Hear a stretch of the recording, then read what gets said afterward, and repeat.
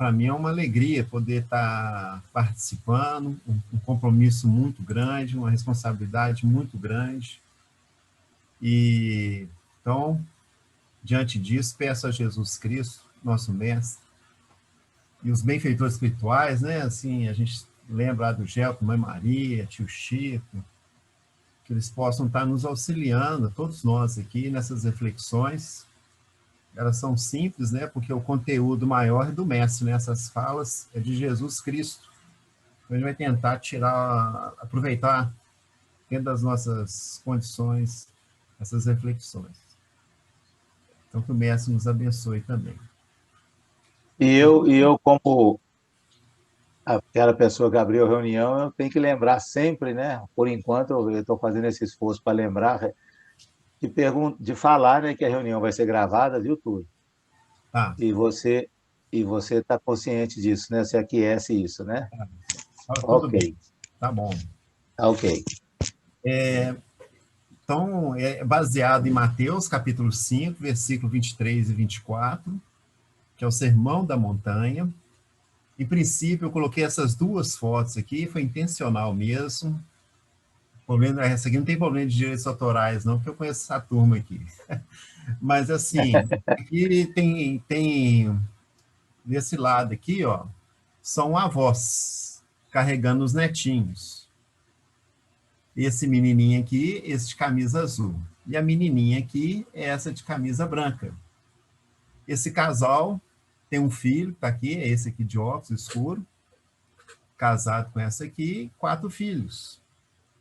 Então, mostrando aí essa questão, quando fala em reconciliação, na minha mente vem de imediato, em princípio, são os familiares, reconciliar com os familiares.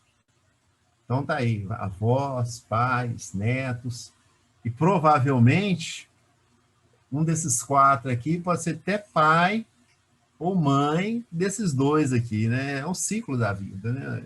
Acontecendo. Estou exagerando? Não, é só a gente ler as obras espíritas que a gente vai observar esse movimento acontecendo. É o tempo todo. Então, vamos lá.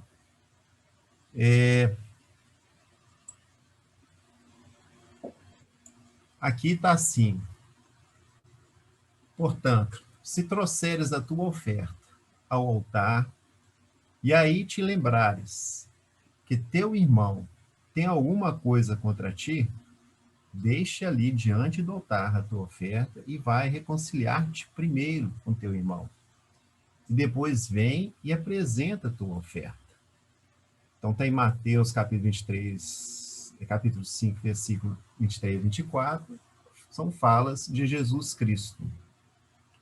Então nós temos aprendido, através lá, né, assim, daquela turma lá do Grupo Emmanuel, né, Sobral, Honório, Leão, Oswaldo Abreu, São Manuel, seguir aquele método, né, de primeiro contextualizar, depois ver o significado das palavras, depois buscar nas obras básicas, depois nas subsidiárias as informações, e por fim perguntar, e eu, o que tem eu a ver com esse tema aqui? O que tem a ver com isso tudo aqui? Só que a gente, pelo tempo, não vai dar tempo de fazer isso tudo, não. Então, a gente vai tentar apresentar algumas coisas. Então, a gente vai fazer uma contextualização, e ela é até grande, porque a gente começa lá em Levítico, por que essa oferta? Por que desse altar? Então, o Velho Testamento é muito rico, fala demais dessas ofertas, dos sacrifícios. Então, eu pincei alguma coisa do Velho Testamento, lá em Levítico, capítulo 4, versículo 22, 13 e 22. Eu peguei só algumas expressões. Então, está lá assim, mas se toda a congregação de Israel errar, e se fizerem contra algum dos mandamentos do Senhor, esse é o 2. O 13. E por erro fizer contra algum de todos os mandamentos do Senhor, e o 22, pecar por erro, fazendo contra algum dos mandamentos do Senhor. Então lá tem todo um passo a passo, um procedimento, quando há esse pecado, esse erro, perante a sociedade, perante o próximo, e principalmente, né, que está aqui, eu achei importante colocar isso aqui, é mandamentos do Senhor. Você repete, todos três falam, mandamentos do Senhor. Aí tem todo um procedimento de ir no templo, com sacerdote, sacrifício, algumas vezes são ofertas vegetais, talvez objetos, mas aqui, nesses aqui, estava falando muito do sacrifício de ovelha, cordeiro e acho que cabra. Bom, só lembrar que no Evangelho segundo o Espiritismo, os amigos espirituais falam assim, que o ambiente que Moisés estava trabalhando não era um ambiente fácil. Imagina eu chegar para o Alexandre e falar assim, Alexandre, a partir de hoje você está convocado pelo Criador, por Jesus Cristo, para ir em um planeta libertar o povo do povo Egito. Você vai libertar esse povo e vai trazer para eles a ideia de um Deus único. Só tem um detalhezinho. Esse povo é um povo semi-selvagem. Presta bem atenção, semi-selvagem. No Evangelho segundo o Espiritismo, fala que os mundos primitivos, os espíritos não têm benevolência. O que reza lá é a lei, a força bruta. Então, semi-selvagem está nesse meio do caminho. Até hoje existe muita questão da força bruta também. E pouca benevolência ou muita benevolência, dependendo do indivíduo. Seguindo em frente. Aí, em Mateus 4, versículo 16, 17 18, e 23, está assim a sequência. O povo que estava sentado em trevas, lembrando aí que o povo somos nós mesmos, nessa jornada das reencarnações que estão tendo aqui no planeta Terra, viu uma grande luz. E aos que estavam assentados na região em sombra da morte, a luz raiou. A grande luz é o Cristo.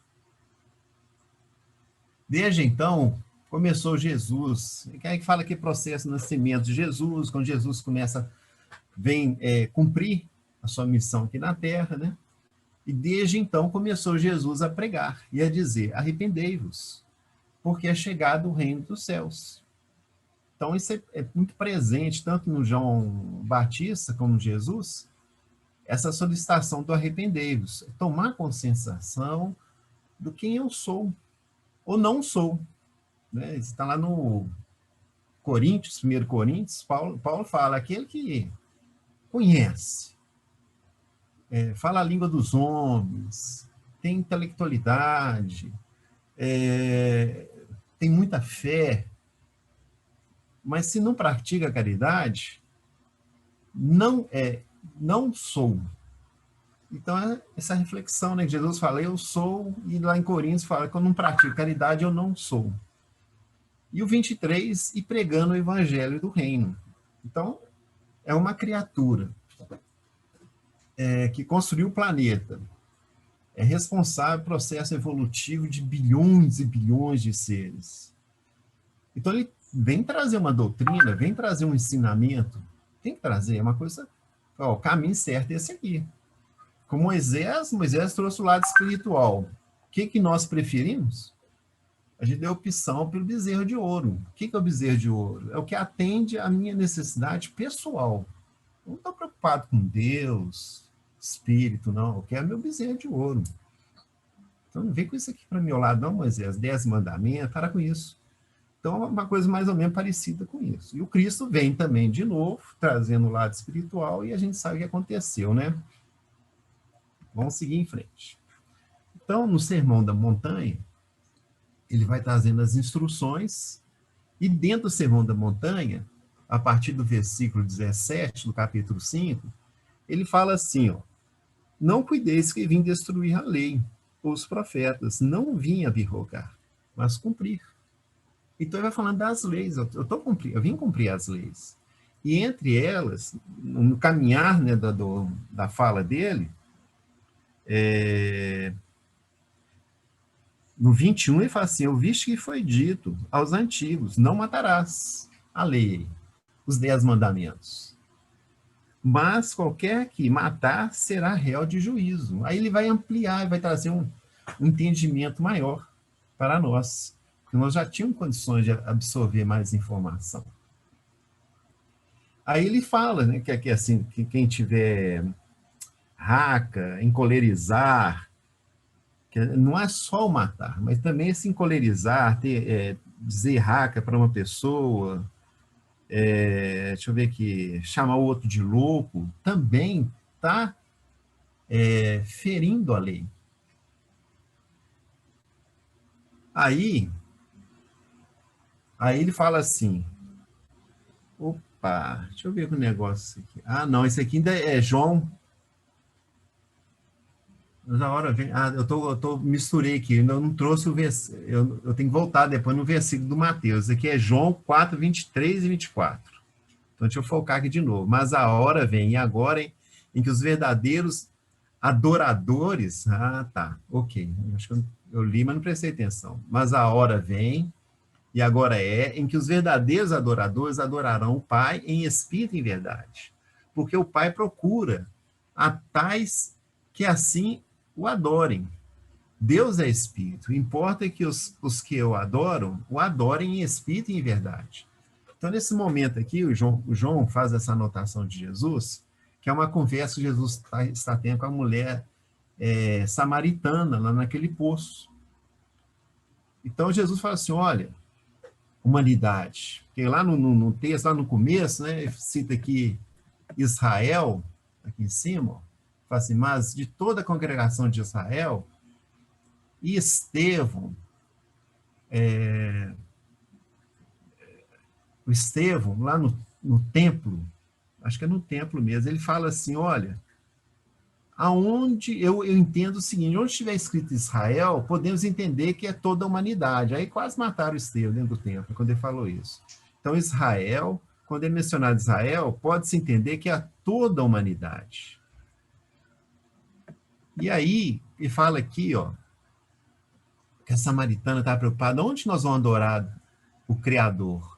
Em Jerusalém, em Samaria? Aí Jesus fala para ela, deixa eu te falar para você, o Pai vai chegar um tempo, nós vamos ser adorados em espírito e em verdade. Então não vai ter essa questão da matéria. Eu vou buscar o lado do espírito. Né? Eu reencarno, a matéria atrai, faz o laço do espírito. Mas o espírito da matéria, ele vai utilizar a matéria para fazer esse espírito crescer, esse espírito evoluir. E utilizando o quê? A verdade. E quem que é a verdade? O próprio Cristo fala. Eu sou, mais uma vez eu sou, né? Eu sou o caminho, a verdade. Então, para que eu possa fazer minha edificação, a minha purificação, a minha elevação, o caminho é através do Cristo. Vai falar, mas e lá na Índia? Fala Cristo lá, eles nem vão saber direito o que é Cristo, ou em outros lugares, mas o Emmanuel deixa isso muito claro. Esses espíritos que vêm aqui na Terra, primeiro ele fala o seguinte, que Jesus não deixa nenhum povo, nenhum país abandonado, ele sempre manda seus enviados. Agora, a linguagem que é utilizada, aqueles mensageiros, todos eles refletem a luz da estrela. Que estrela? Jesus.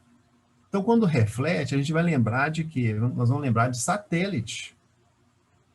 O nosso satélite que a gente vê quase todos os dias é a Lua.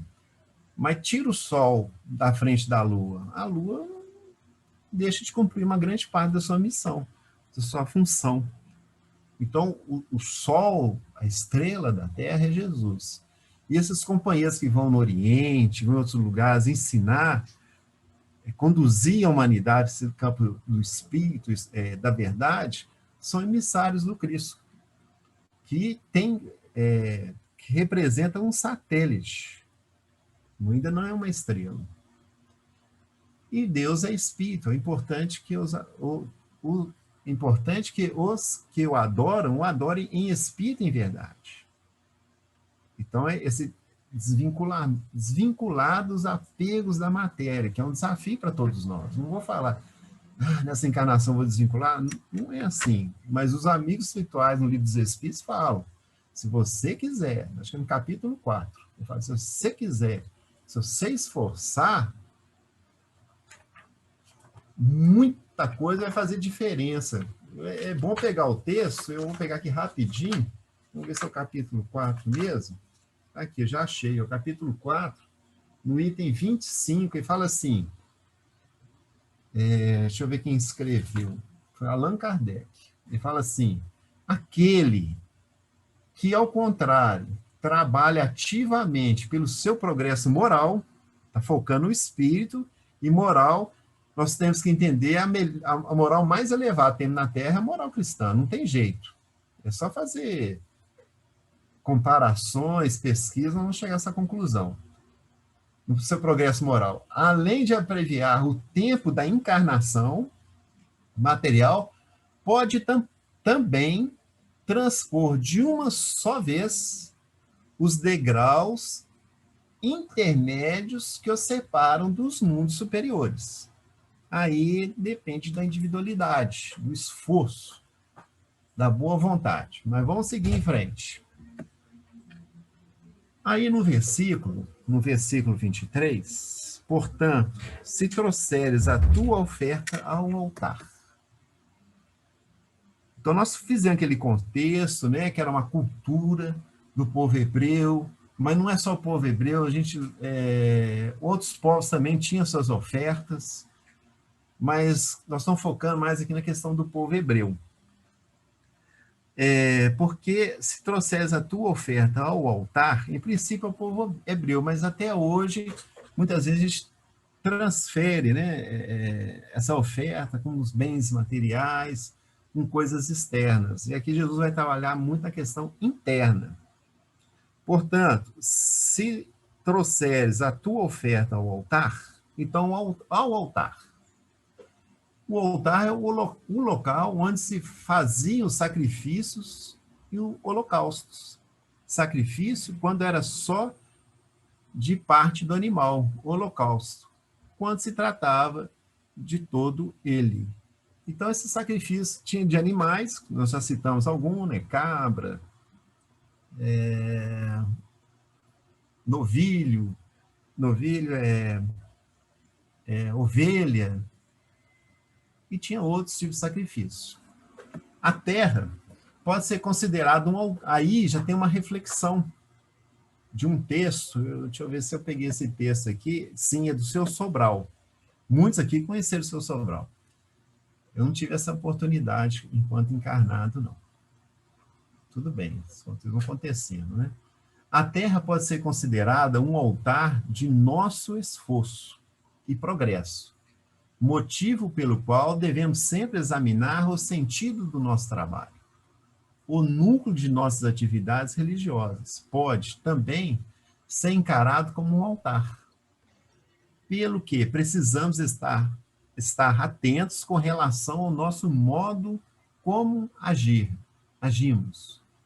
Pode ainda ser ditos como altares a nossa mente e o nosso coração, razão pela qual precisamos manter pensamentos retos e sentimentos equilibrados. Aqui, como Jesus trouxe lá para a mulher da Samaritana, que na verdade trouxe para a humanidade inteira, que nós devíamos adorar a Deus em espírito e verdade, então nós vamos começar a desvincular dessas questões materiais, externas. Então, se eu ferir a lei, né, que lá no Levítico fala, né, aquele que não cumpria a lei, não cumpria os mandamentos, vai fazer essa oferenda, a sua oferta, por meios externos, aqui a proposta agora já é um mundo interno. Aí já começa a trazer para o nosso mundo interior. Então, a Terra pode ser considerada um altar. Então, onde fica o altar? O planeta Terra. E o que nós devemos fazer nesse planeta? Esforço e progresso. Realmente. Se a gente chegar aqui em Belo Horizonte há mais de 130 anos atrás, 140, 150, tinha quase nada. Tinha uma coisinha ou outra. Como é que surgiu essa cidade? Deus falou assim, e se faça Belo Horizonte, se fez? Não. É o esforço de cada um. Cada um que está aqui presente contribui para que essa cidade chegue no ponto que ela está hoje. E o progresso. Motivo pelo qual devemos sempre examinar o sentido do nosso trabalho. A importância. Opa, eu vi uma mãozinha aqui do Alexandre. Vai lá, amigo. Não estou escutando sua voz, não.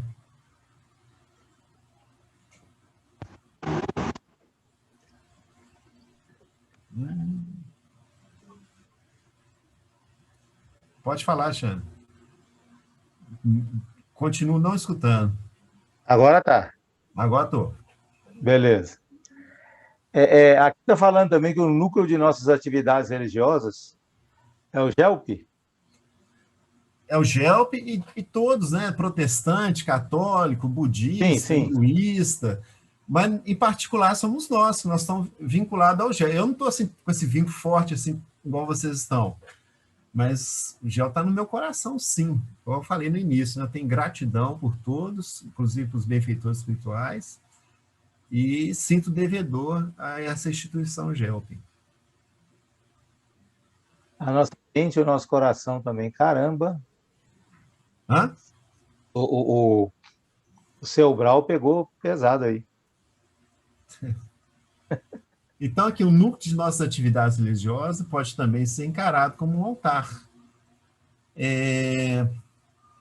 Dar um exemplo aqui, eu ia muito nas reuniões lá do seu Honório, tema evolução. E era público isso, então acho que não vai ter problema falar dessa forma, não. E o seu Honório tinha hora que ele, parece que a antena dele captava essas ondas curtas, né, dos benfeitores espirituais, parece, não, captava. Aí o estudo ficava maravilhoso, então ninguém piscava, ninguém respirava, ficava aquele silêncio. E tinha uma jovem lá que ela dava uma passividade na reunião. Ela caía no chão, fazia uma confusão. Aí o seu Honório parava o estudo, cortava aquela conexão, né? Ou não cortava, né? Que a hora era a hora da caridade. E dava toda a assistência possível. Aquela jovem demorava 10, 15 minutos, depois voltava à reunião. E a gente percebia que as pessoas ficavam incomodadas, mexiam na cadeira, coçavam a cabeça, faziam uma coisa ou outra. O seu Honório falou, olha, não vai adiantar nada. Nós estamos estudando aqui esses temas maravilhosos, ensinamentos profundos, mas se nós não colocarmos em prática. E agora foi o momento do convite de a gente colocar em prática. Aí na semana seguinte acontecia a mesma coisa, e na outra acontecia a mesma coisa. E aí, mas com o passar do tempo, essa menina melhorou, começou a trazer contribuição para o trabalho. Contribuições, assim, já participando de uma forma mais lúcida, mais presente, e sem manifestação. Então, quando eu vejo isso aqui, ter esse olhar, como que eu devo levar essa oferta, igual o Alexandre falou, para o GELP. Então, assim, além dos trabalhos fraternos que existem, também esses trabalhos que a gente faz com as pessoas, do nosso convívio, um novato que chega. Por exemplo, se eu for numa reunião, encontro com vocês lá, há uma tendência de querer conversar mais com vocês, mas e o novato? O que eu faço? Às vezes, aquele consolo que nós recebemos lá no início, não é consolo, né? Não tem essa pretensão, mas essa atenção, essa fraternidade, né? Essa empatia transmitida para o novato. É um exemplo. Mas vamos seguir em frente. Eu achei interessante também falar da mente, que isso é fundamental, porque a mente equilibrada, o ser vai em caminho do estado de saúde espiritual. Assim também o coração. Para que eu possa entrar no reino dos céus, é importante a purificação do meu coração. Seguindo em frente ainda com o seu Sobral. Há muitos altares na terra erigidos a Deus, a Jesus, aos santos, aos bons espíritos. Todavia, existem altares destinados à vaidade. Aí ele tem que falar isso também. Que, na verdade, é uma coisa, esses vícios, né? Os vícios, a determinadas raças, certos tipos de transações, a satisfação dos sentidos, é o caso de perguntarmos a qual altar temos levado a nossa oferta. Porque o seu Nó também falava isso lá, assim, e dá um exemplo assim, fala assim, a nossa mente seria a casa, como que é? Subconsciente, consciente, superconsciente. Vai lá para cima, né? Vai. Mas seu Nó fala assim, mas o pé está atolado na lama. Então a gente tem que nos conhecer, ser sincero para com nós mesmos. E essa sinceridade é começar a nos enxergarmos. Igual o Evangelho fala, né? Assim, eu vejo um cisco no olho do meu irmão, mas não enxerga a minha trave. Aí você vai no dicionário ver que é trave, trazendo para os dias de hoje, é como se fosse um poste da energia elétrica, da Companhia Energética aqui de Belo Horizonte. É um tronco, é um trem enorme. Então, eu começar a me enxergar também. Me enxergar e nessa proposta de transformação para que eu possa levar uma oferta para o Criador. Então, ele fala, o cristão, aí nós mudamos de texto. Deixa eu só ver qual texto que é esse aqui. Esse é do Emmanuel, Fonte Viva, capítulo 93, altar íntimo. A gente olha para o relógio, o negócio rápido demais. O cristão acordado, porém, caminha oficialmente como um sacerdote de si mesmo. Olha que interessante. O Emmanuel é muito feliz. O cristão acordado, ele não está dormindo, ele não está na ilusão, ele está buscando a realidade. E isso aí é um conflito entre nós, é uma luta, é uma guerra. Porque às vezes a gente entra na ilusão, entra na fantasia, entra no entretenimento. Mas que entretenimento é esse? É que me tira do foco. Qual que é o meu foco? Lá Acordar, no livro Evangelho segundo o Espiritismo, capítulo 16, e fala isso demais. Assim, olha, a gente tem que ficar atento. Qual que é o seu foco? Qual que é o seu foco? Né? Então, o cristão acordado, então esse é o foco. O cristão é aquele que serve o Cristo, segue o Cristo, porém caminha oficiando como sacerdote de si mesmo. Então, eu comentava muito aqui em casa, assim, mas um líder religioso, né, no movimento espírita, Divaldo, vamos supor que o Divaldo tem uma grande queda lá, e eu vou afastar ele do movimento espírita. Quer saber, mano? Aí o Alexandre pergunta, por quê?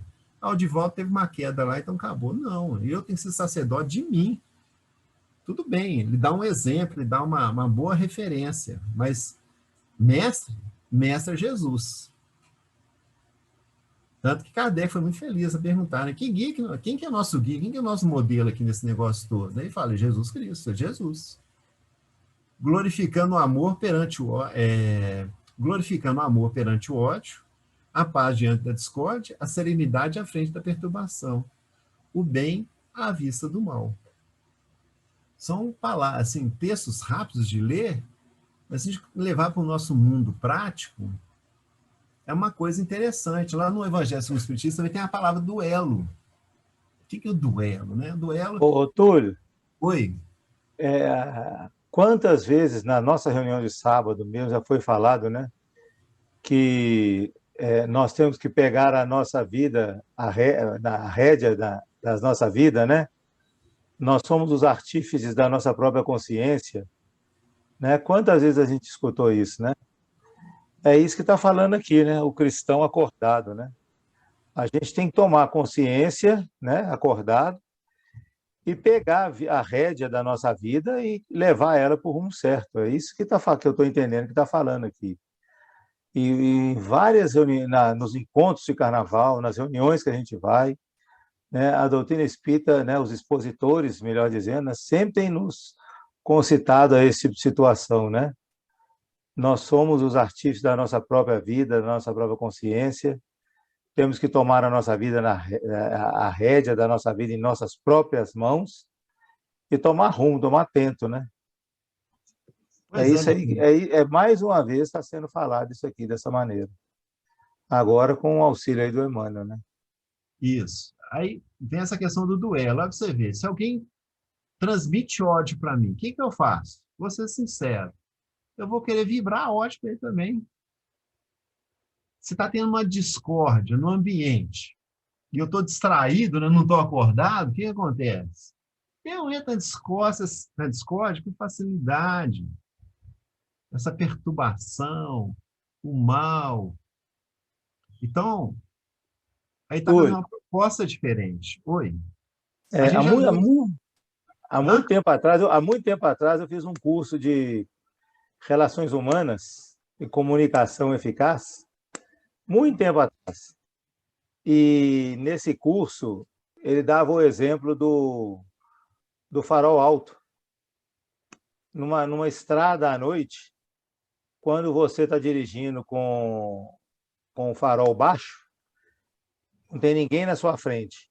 Aí vem alguém contra você, melhor dizendo, né? Vem alguém do outro lado da pista com o farol alto, o que você faz? Você aumenta o farol, né? É natural isso, você ligar o farol alto seu para falar para aquela pessoa que o farol dela está alto, mas aí ela não desliga, aí você também não desliga, não. Pois é. Aí ele chama para você ver. Eu reencarnei para quê? Eu reencarnei para melhorar espiritualmente, adorar a Deus em espírito e verdade. Então, esse é o desafio. É um desafio para nós. Então, se tem um ódio, uma discórdia, naturalmente, farol alto vem, eu vou aumentar meu farol. Mas aí minha mãozinha tem lá para o farol alto, eu falo, epa, segura. E mesmo se eu acender o farol, se eu conseguir, em poucos segundos, diminuir o farol, colocar no farol baixo, já é um passo enorme. Que já mexeu alguma coisa na minha mente ou no meu coração. Não sei onde que mexeu, não, mas já mexeu alguma coisa. E se eu não conseguir sair xingando, é campo de reflexão e ver se não fica aquilo um dia, 2 dias, 3 dias na cabeça, vai diminuindo as horas, até que um dia eu não consiga mais retribuir com o farol alto quem mandou o farol alto para cima de mim. Apresentemos, portanto, ao Senhor as nossas oferendas e sacrifícios em cotas abençoadas de amor ao próximo, adorando através do altar do coração. E prossigamos no trabalho que nos cabe realizar. Então, eu grifei de vermelho coração, que Emmanuel deixa muito claro. Né? Igual a proposta do Cristo falou que é em espírito e verdade, onde está o altar? No coração. Mas por que lá o povo hebreu tinha templos? Por que as outras religiões, outros países, né? Outras nações tinham templo? Porque ainda nós optávamos mais para a matéria que para o espírito. E agora a doutrina espírita vem relembrar, reativar que Jesus nos ensinou para a gente fazer esse trabalho com o coração. E Jesus fala, eu vim plantar o reino de Deus é no coração do homem, está lá em Boa Nova, é no coração do homem. Não é pedra, madeira. Aí um pergunta assim, mas e o gel? Para nós é necessário, nós temos que tem que ter um início, uma partida, iniciar alguma coisa. Então vou deixar de frequentar o gel porque eu entendi que o templo é o coração? Não. Lá é campo de trabalho. Excelente campo de trabalho, excelente. Mas já entender que o tempo está dentro de mim. Seguindo em frente. Túlio, Oi. você me permite voltar um pouquinho aí, né, um pouquinho nessa frase aí? Fica à Eu vontade, estava Cláudio. analisando aqui essa questão assim, acordado, e a gente, além desse aspecto mostrado que o cristão está acordado, né, está inteiro em si, eu estava vendo assim, um aspecto também, é porque eu gosto muito de viajar na maionese, né? Isso é É que bom. essa, digamos assim, que eu fiz um acordo comigo mesmo, né? Que de repente eu sou um cristão, mas eu fiz um acordo que diante desse ódio que vai ser apresentado para mim, eu vou mostrar a paz, né? Eu vou mostrar o amor, e diante da discórdia, eu vou mostrar a paz e assim por diante. Então, quando eu faço esse acordo, né, assinei esse acordo comigo mesmo, eu acredito que eu vou ser um sacerdote de mim mesmo. Eu mesmo vou ser um sacerdote para mim mesmo. Porque, digamos assim, eu fiz aquele acordo. Então, eu vejo, às vezes, essa frase também nesse aspecto, de assinar um acordo comigo mesmo. É isso mesmo, Frank. Esse tema é muito bom. Dá para a gente ficar estudando aqui tranquilo a noite toda, amanhã, domingo, fazer um seminário. Esse tempo é curtinho. Mas eu fico perguntando assim, por que eu aceito a proposta do ódio? Às vezes eu tenho um vício que eu vejo determinada pessoa, eu já cutuco a discórdia. Cutucar, assim, já jogo lá o Evangelho segundo o Espiritismo, já falo de uma forma mais educada, né? Alfinetada. Eu dou uma alfinetada naquela pessoa. Isso aí nas relações que eu estou falando, que eu coloquei lá na foto da família, é dentro da família, é dentro do lar, dentro de casa. Por que eu faço isso? Começar a perguntar para mim mesmo. Então, o reconciliar, eu reencarnei para reconciliar. Porque o próprio Cristo falou, arrependei-vos. E lá no Mateus 4, ele começa falando, arrependei-vos. Eu vim para cumprir a lei. E a lei fala o seguinte, eu devo o quê? Amar o próximo. E aí, eu fico com esses trem esquisitos, né? Alimentando ódio, perturbação. Está em mim? Esse sou eu. Esse sou eu. Mas eu começar a fazer uma proposta, que por isso que a doutrina espírita fala, reconhece o verdadeiro espírito pelo esforço e a boa vontade. Só que esse esforço, boa vontade, não é um dia, 2 dias. É uma construção. É chamada edificação. Edificação. Tem uma época em frente do meu trabalho, eu estava vendo eles construindo um prédio gigante, mais de 20 andares. Eu só construí o prédio e começaram a cavar para baixo. E foram, sei lá quantos metros, quantos andares para baixo, foi 6, 8 metros. E não parava, não, parecendo tatu. Então, para edificar uma coisa, não é um dia. Aí eles montam a base lá e começam a subir o prédio. Para depois os acabamentos e outras coisas mais. Vão em frente. É muita reflexão. Se alguém quiser comentar, fique à vontade, tá? Alimpai as mãos, pecadores, e vós de duplo ânimo purificai os corações. De novo, aí o templo nosso, o altar, né? Então, vou ler aqui rápido, a gente consegue trazer mais coisas. Alimpassem esse texto aqui, acho que também é de Emmanuel, deixa eu ver aqui. É Emmanuel, Caminho, Verdade e Vida, capítulo 18, Purificação íntima. Alimpassem as mãos, isto é, redificar-se, é corrigir as atividades do plano exterior.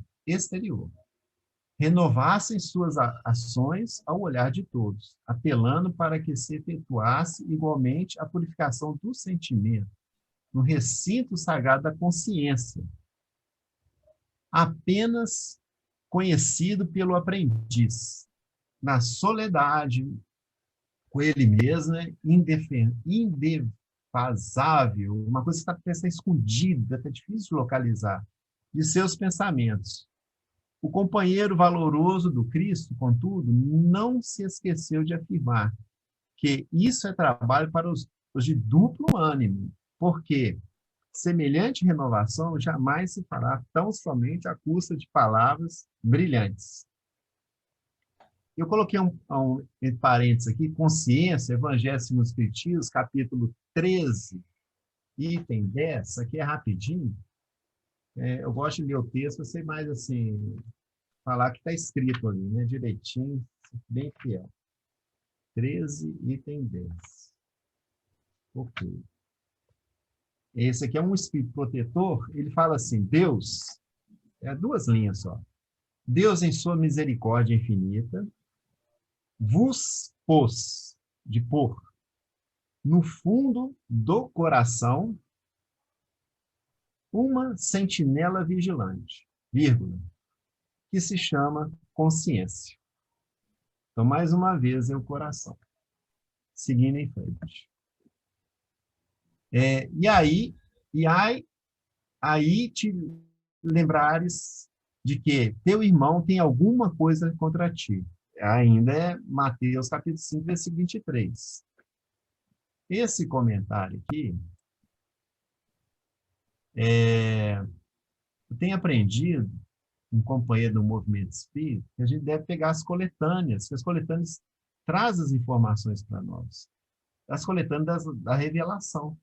Então, aqui no Evangelho segundo o Espiritismo, no capítulo 5, capítulo 14, item 9, né?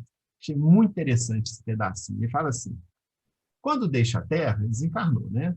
O espírito leva consigo as paixões ou as virtudes inerentes à sua natureza e se aperfeiçoa no espaço. Ou, olha que interessante, ou permanece estacionário, até que deseje receber a luz. Ponto. Muitos, portanto, se vão cheios de ódios violentos e de insaciados desejos de vingança. Alguns, dentre eles, porém, mais adiantados do que os outros, é dado entrever de uma partícula da verdade. Então, nós estudamos muito filosofia. Eu não estudo, não, mas a gente vê os comentários de física quântica. O que é uma partícula? O Hélio podia estar aqui para falar para a gente, né? Então, é uma coisa que a gente não enxerga, é invisível. Então, você vê, eu vejo uma partícula da verdade. Jesus fala que no Jesus no lar, pergunta assim, acho que não sei se é Pedro, pergunta para ele, fala assim, por que eu não conheço toda a verdade? Você não vai conhecer, por enquanto, você não tem condições. Ela é muito ampla, é uma grande luz, é como se estivesse olhando direto para o Sol, perto do Sol, uma coisa nesse sentido. Então, conforme a consciência vai despertando, eu vou ampliando o entendimento da verdade. E aqui ele vê uma partícula da verdade no mundo espiritual, que tem uma percepção maior do que encarnado. Apreciam, então, as funestas consequências de suas paixões e são induzidos a tomar resoluções boas. Compreende que, para chegarem a Deus, Espírito puro, depois Cristo, uma só é a senha, caridade.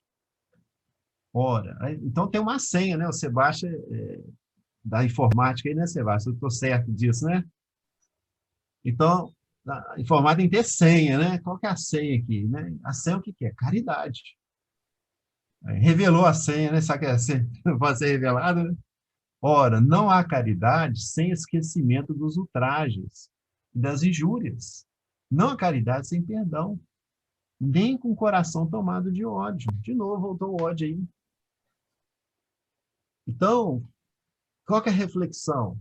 Eu chego no mundo espiritual. Bom será se eu chegar aqui com virtudes inerentes à sua natureza. Mas muitos chegam com reflexos de suas paixões, né? Muitos alimentando violência, alimentando ódio, alimentando vingança. Então tem que fazer um trabalho aqui de reconstrução, de refazimento. E como é que faz isso? Voltando a reencarnar. Mas voltar do jeito que eu cheguei não dá. Então tem que munir de informações, conhecimento, que talvez conhecer um pouco dessa verdade, para aplicar. Eu vou aplicar onde? É simples. As obras, né, as coletâneas mostram para a gente. Né? Missionários da Luz. Por que Segismundo foi nascer aquele casal? Porque ele aprontou com o casal. Então ele tem que o quê? Reconciliar com esse casal. Quem que é o casal? Vai ser pai e mãe dele, ele vai ser filho. Numa convivência, sei lá de quantos anos. Mas chega aqui, nós devemos que evitar as discórdias, desenvolver a caridade. Aqui Jesus fala, quem quiser vir após mim, renuncia. Eu tenho que renunciar meus interesses próprios. Eu tenho que renunciar desejos que não me levam a Deus. Depois tem que pegar a minha cruz. Qual que é a cruz? Está aí, ó, resolver essas questões, esses vínculos mal feitos. E para desvincular é só com amor, não tem outro caminho. No entanto, ele propõe exame de circunstâncias, a fim de que elas se expressem. Agora aqui nós estamos olhando a coletânea aqui do livro Luz Imperecível, capítulo 21, sob a coordenação de Honório Onofre Abreu. Ele fala assim: no entanto, ele propõe exame de circunstâncias. Ele está avaliando aqui, quando Jesus fala assim: portanto, se trouxeres a tua oferta ao altar, e aí te lembrares, ele está lembrando, é igual que no Evangelho segundo o Espiritismo, entrevejam uma partícula da verdade. A gente lembra a dona Laura e o marido dela, eles puderam conhecer profundamente, 300 anos passado deles. Então, o que o Cristo está fazendo ali agora? Ele está fazendo a mesma coisa que Dona Laura fez, que o Evangelho segundo o Espiritismo está fazendo conosco, e que o Cristo fez lá naquela época. Só que é que ele fala: quem tem olhos de ver, veja; quem tem ouvidos de ouvir, ouçam. Muitos não entendiam o que fazia. E atrás dele, Jesus: não entendi, não. E os outros: eu escutei uma história bonita, nossa senhora, vai embora para casa. No entanto, ele propõe exame de circunstâncias, a fim de que elas expresse um posicionamento íntimo, destituído de qualquer peia,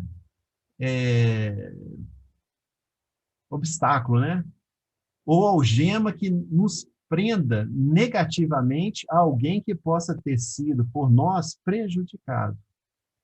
Esse alguém é um ponto de referência em que se fecha o grande e primeiro mandamento: amarás o Senhor teu Deus de todo o coração, de todo o teu coração, de toda a tua alma e de todo o teu pensamento, e amarás o teu próximo como a ti mesmo. Então, se o próximo faz o que eu estou fazendo, aqueles vícios de alimentar intriga, alimentar discórdia e outras situações complicadas, eu devo fazer o quê? Buscar essa proposta de amar o próximo. E como? É que Jesus falou: renuncia, pega a sua cruz e siga-me. Seguindo em frente. Reconciliar primeiro com o teu próximo. Aí um comentário lá do Grupo Emmanuel, né, sob a coordenação do Honório: a harmonização, o entendimento, inseridos no vai reconciliar-te primeiro, constitui-se no princípio fundamental de identificação com a lei de fraternidade vigente no universo. Através do próximo que encontramos o Criador.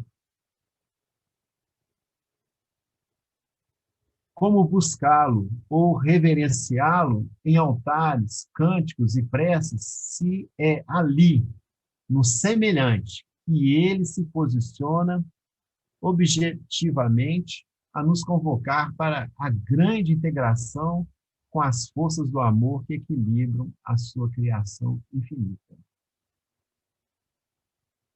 Por isso mesmo, a reconciliação passa a ter absoluta preferência no painel de opções na edificação espiritual.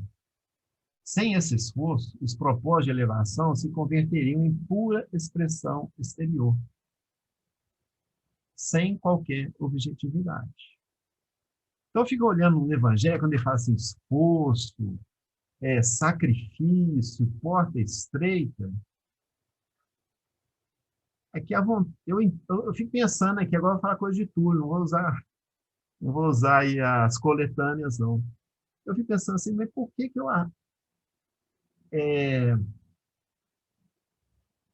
se tem uma situação de ofensa, vai lá, Alexandre, vai lá, 5 pode minutos. falar.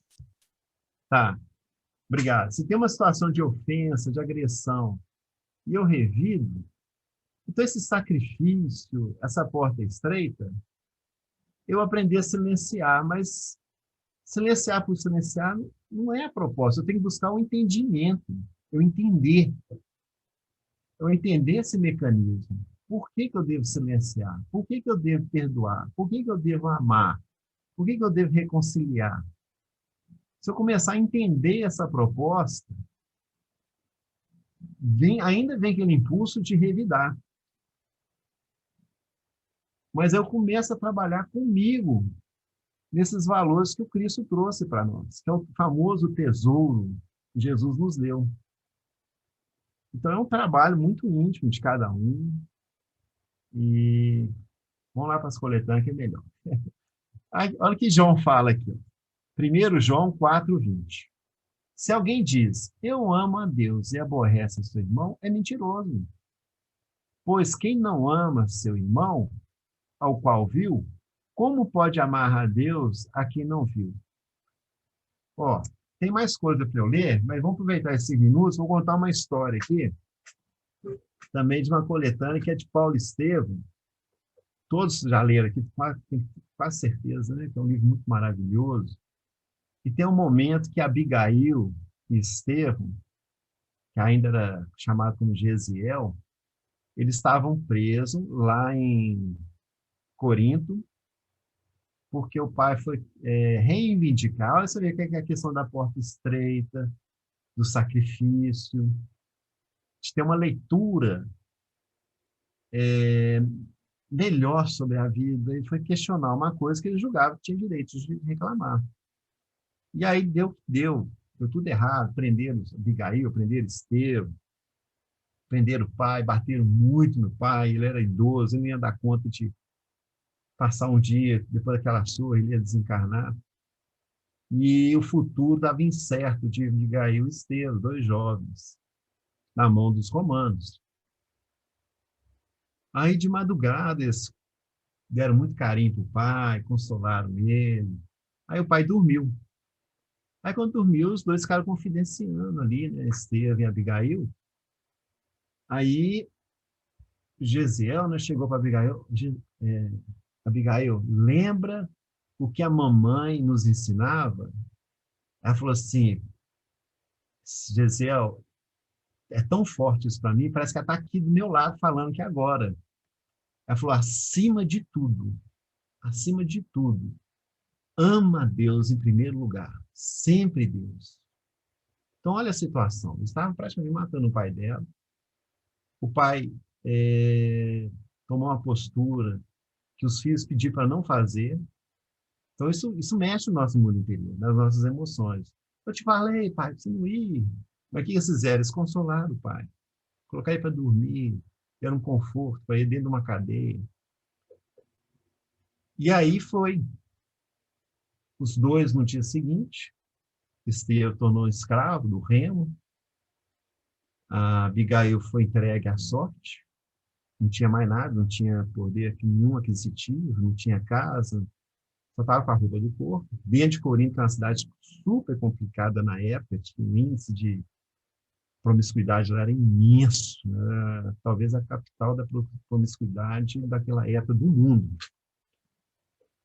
E o que eles fizeram? Buscar primeiro Deus. Então, isso dá um equilíbrio íntimo, é o sacrifício, é a porta estreita. Para vencer, não sei o que a vida passada deles foi, mas isso também serve para nós de exemplo, diante das situações, sempre que aqui o João falou, né? Amar a Deus primeiro, e a maneira de amar a Deus é amando o próximo. É que o Cristo fala, lá também no Sermão da Montanha, aproveitar que está aqui aberto, que eu vou ler para finalizar, que só tem 1 minuto. Eu, porém, vos digo, amai vossos inimigos. No caso ali dos dois, amar os romanos. Ou os romanos que vão surgir na nossa vida. Que muitas vezes inimigo também, Emmanuel cita no livro, não lembro agora o nome, mas Emmanuel fala assim, nós temos inimigos internos. Aí vai citando alguns, ele fala que é o egoísmo, ele fala que é o orgulho, a intemperança, a vaidade, o medo, ele foi citando alguns inimigos internos. Então, amai a vossos inimigos, bendizei os que vos maldizem. Olha que desafio. Bendizei os que maldizem. Fazei bem aos que vos odeiam. E orai pelos que vos maltratam e vos perseguem. Amigos, eu tinha trava história para contar lá do livro Libertação. É só na vontade mesmo. Eu vou parar em todos os